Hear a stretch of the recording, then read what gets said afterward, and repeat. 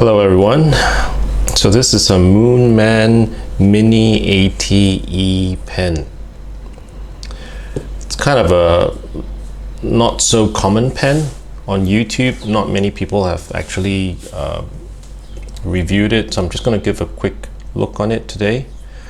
But before I do so, I just wanted to talk a little bit about why fountain pens, right?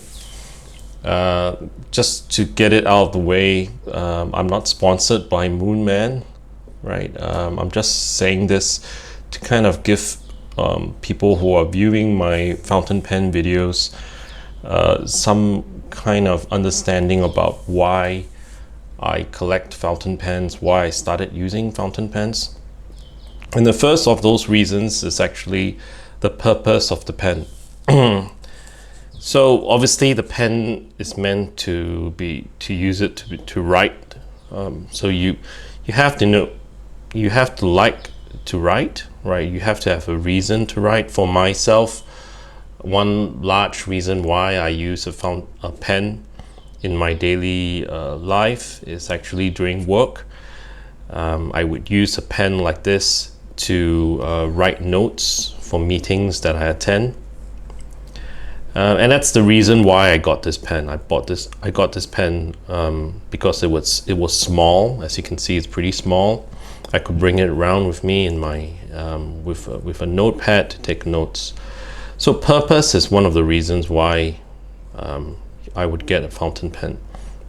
However, I think most of us would know purpose isn't enough. Probably the main, because I could very well just bring a cheap ballpoint pen that costs 50 cents and bring it around for meetings as well, right? So purpose isn't enough. So what's probably more relevant if you're exploring fountain pens is the feeling of using a fountain pen. So when I'm writing with a fountain pen, there's a particular feeling that you'll get, and you won't kind of know the feeling until you start writing with fountain pens, right? It could be the softness of the nib, smoothness of the nib, the way that the nib glides on paper and things like that.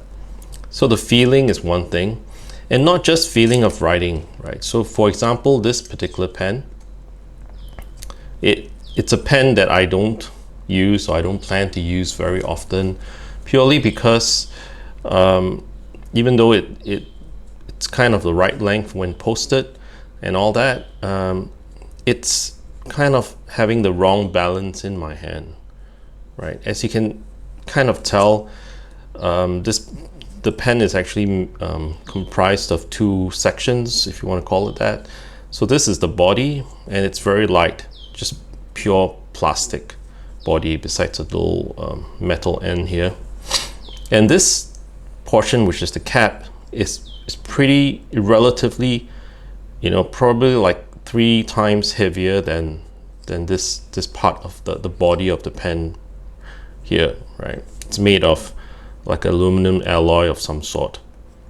So what's the problem with having this combination with this particular pen is when I'm posting it, obviously you have to post this pen when, as you can tell, when you're writing with it. When posting this pen, the balance is off, right? All the weight of the pen is actually on the back side of the pen, which makes writing with it kind of not the best feeling in the world. And we'll get to another pocket pen in my next few reviews, whereby I would explain what I think is the best balance for a pocket pen or pen that's posted. So purpose is one reason that you will get a fountain pen. The feeling, like I mentioned, in writing, as well as overall feeling and the look of the pen. Reliability is one, right? The pen has to be reliable. When I go to a meeting, when I start writing, it has to write. Okay, so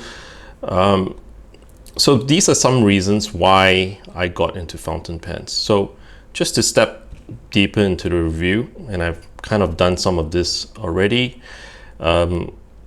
This pen is, I bought it as a pocket pen to bring it around with me. To describe some of the aspects of this pen, it is made relatively well. As I mentioned, this part is made very, very well, very solid. It has a spring-loaded clip, which is pretty unique, right? You don't see spring-loaded clips in many pens of this price, right? This pen cost me about $5 US. Within this cap, I'm not sure whether you can actually see it, there are actually little springs that hold the pen in place when you post it. So it's very secure when you post it, which is nice as well. You would notice, the first thing that you will notice out of this pen is that it has a hooded nib, which is a pretty retro looking or feeling, right? I believe a lot of the old Parkers and pens like that in that era had hooded nibs like this. One part of the pen which isn't that great is because this section is so small, or the back part of the pen is so small, it uses pretty flimsy converter down here, right? It's using a bulb type converter where you press on this little rubbery bit down here and suck up ink from the pen, from an ink bottle. And I don't like this at all. I mean, you can literally squeeze on this for like minutes and not much ink actually goes into this body of the pouch or the sack down here, right? So and the threads here are made of plastic.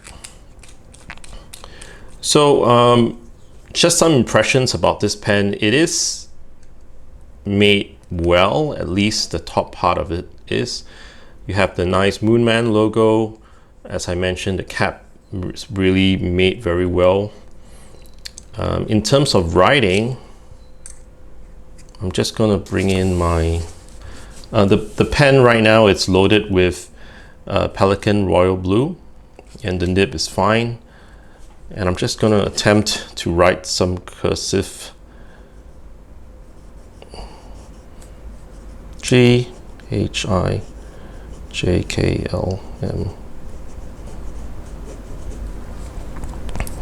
So it writes decently well, right? It's different compared to other Moonman pens that I've reviewed previously, in that the nib wrote well, you know, the moment I inked it up and started writing with it. There wasn't any problem with the nib. I didn't need to do any prep work with the nib, and it wrote pretty well. So that's good. And it is a good pen if you wanted. If your budget was only about $5 and you wanted to have a pocket pen, this is definitely a good option, I feel. The pen comes in two colors. It comes in this grayish blue.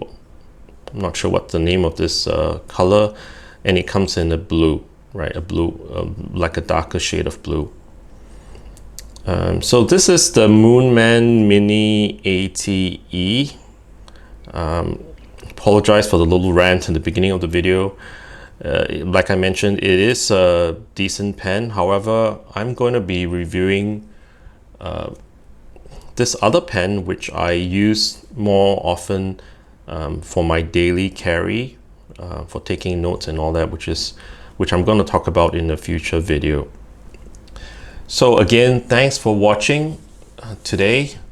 Hope you enjoyed the video, and please consider subscribing. That really helps me in my channel, helps it to grow.